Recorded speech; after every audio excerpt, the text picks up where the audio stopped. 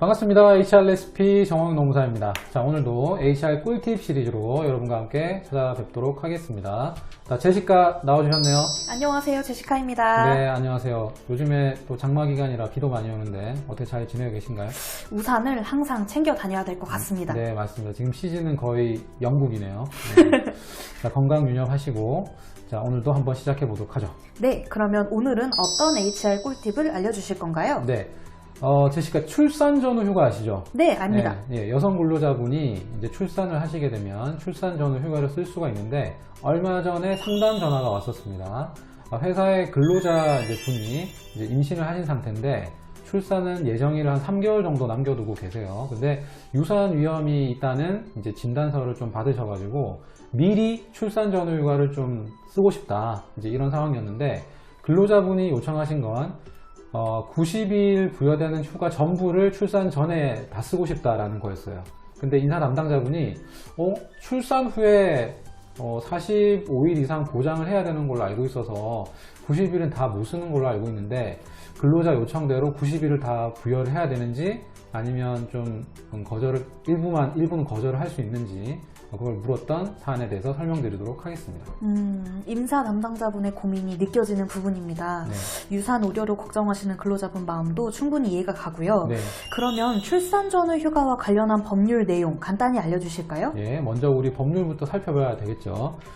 근로기준법 74조 제가 한번 띄워보겠습니다. 네. 이렇게 띄웠는데 보시면은 74조 1항에 임신 중 여성에게 출산 전과 출산 후를 통해서 90일의 출산 전후 휴가를 줘야 되고 이 경우 휴가기간 배정이 출산 후에 45일 이상 되어야 된다라고 되어 있는데요. 자, 이 항에 보시면 다만 임신 중 여성 근로자가 유산 경험 등 대통령령으로 정하는 사유로 휴가를 청구하는 경우에는 출산 전 어느 때라도 휴가를 나누어 사용할 수 있도록 하여야 된다라고 되어 있고 이 경우도 휴가 기간은 연속하여 45일 이상 되어야 된다 이렇게 이제 되어 있습니다.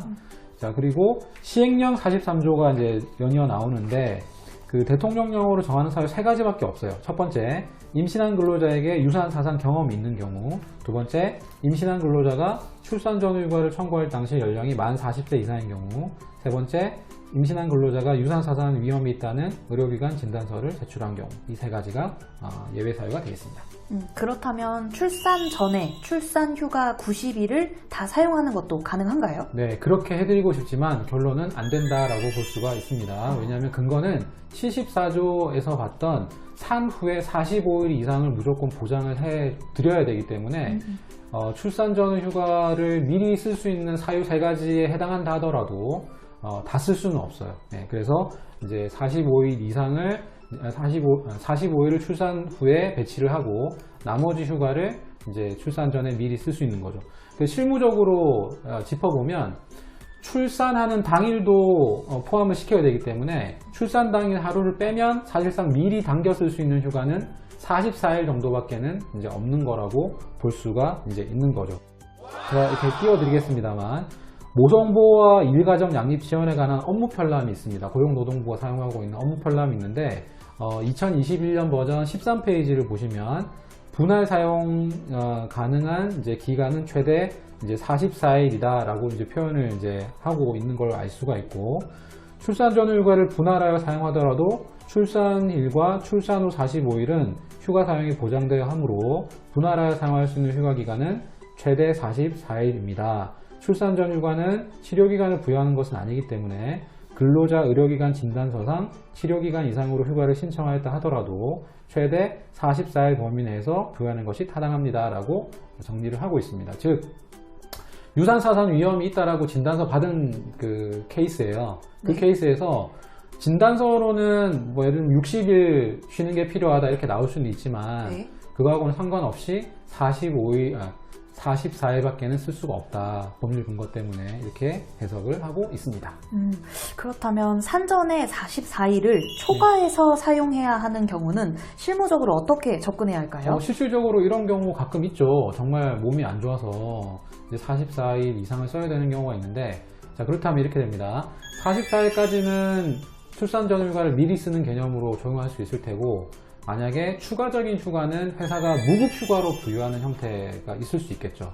다만 회사의 뭐 허락이나 또 허가가 필요하지만 무급휴가나 휴직의 형태로 이제 쓰는 경우가 있을 수 있는데, 자, 희소식이 있습니다. 네. 작년 11월 19일부터 임신 기간 중에도 육아휴직이 가능하죠. 여성 근로자의 경우에는. 그렇기 때문에 만약에 44일 이상을 뭔가 휴직을 하거나 쉬어야 되는 상황이라면 출산 전에 근로자분은 육아휴직을 임신기간 중에 쓸 수 있는 그런 활용 포인트가 있을 거라고 생각합니다. 물론 좋은 회사는 또 뭐 무급휴가를 추가로 또는 유급휴가를 줄 수 있겠지만, 만약 그게 상황이 안 된다면 육아휴직을 임신기간 중에 쓸 수 있는 그런 팁도 있을 수 있습니다.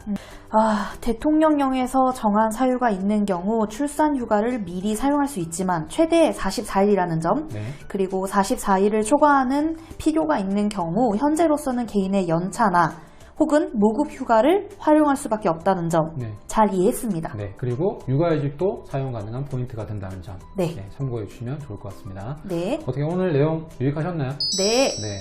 자, 모든 분들이 이런 것들 잘 아셔가지고 우리나라 출산율 높아지면 참 좋을 것 같아요. 네. 자, 오늘도 영상이 마음에 드셨다면 구독과 좋아요, 알림 설정 꼭 부탁드리고요. 다음에 또 유익한 HR 꿀팁으로 찾아뵙도록 하겠습니다. 감사합니다. 감사합니다. 네.